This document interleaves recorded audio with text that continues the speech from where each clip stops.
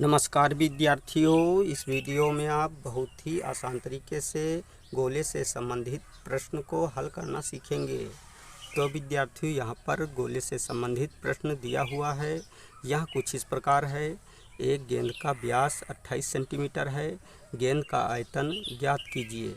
अर्थात इस प्रश्न में हमें गेंद का व्यास 28 सेंटीमीटर दे रखा है और इस स्थिति में हमें गेंद का आयतन ज्ञात करने को कह रहा है। तो चलिए हम गेंद का आयतन ज्ञात कर लेते हैं। तो विद्यार्थियों, इस प्रश्न को हम यहाँ पर फिगर के माध्यम से भी समझ लेते हैं। तो विद्यार्थियों, यहाँ पर हमने एक गेंद का चित्र बना रखा है और इस गेंद का व्यास d मान रखा है। इस स्थिति में हमें गेंद का आयतन ज्ञात करना है। अर्थात यहाँ पर जो गेंद दिया हुआ है या बना हुआ है, इसका आयतन ज्ञात करना है। तो ज्ञात कर लेते हैं। तो यहाँ पर हम लिख लेते हैं हल। अब हम सबसे पहले इस प्रश्न में जो दिया हुआ है उसको लिख लेते हैं। तो यहाँ पर लिख लेते हैं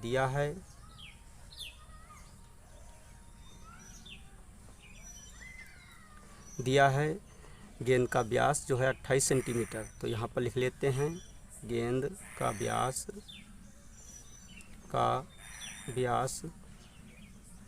व्यास को हम स्मॉल d से डिनोट कर लेते हैं, बराबर 28 सेंटीमीटर।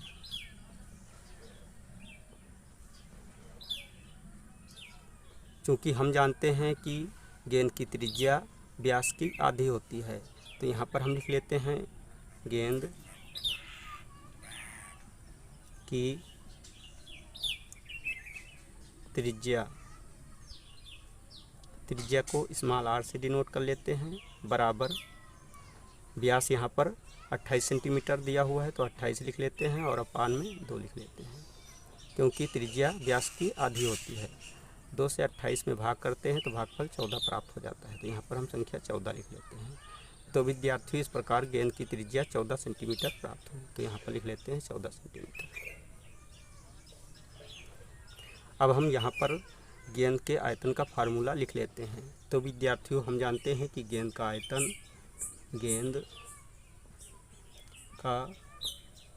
आयतन बराबर 4/3 पाई r³ होता है। अब हम इस फार्मूले में r व पाई का मान रखकर गेंद का आयतन ज्ञात कर लेते हैं। तो नेक्स्ट स्टेप में यहाँ पर 4/3 लिख लेते हैं, गुणे पाई का मान 22/7 रखते हैं और r यहाँ पर देखते हैं 14 है। चूँकि यहाँ पर r का क्यूब है तो हम r अर्थात 14 को 3 बार गुणे के रूप में लिख लेते हैं। अब हम 7 से 14 में भाग करते हैं तो भागफल 2 प्राप्त हो जाता है।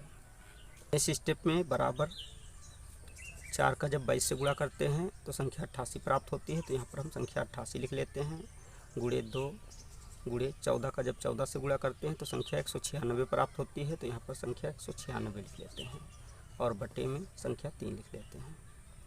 नेक्स्ट स्टेप में बराबर इन सभी का जब आपस में गुणा करते हैं तो हमें संख्या 34,496 प्राप्त होती है और बटे में संख्या 3 लिख लेते हैं। अब हम जानते हैं कि गेंद का आयतन सेंटीमीटर क्यूब में होता है, तो यहाँ पर हम लिख लेते हैं सेंटीमीटर क्यूब। तो विद्यार्थियों, इस प्रकार इस गेंद का आयतन 34,496/3 सेंटीमीटर क्यूब प्राप्त हुआ। यही आंसर है।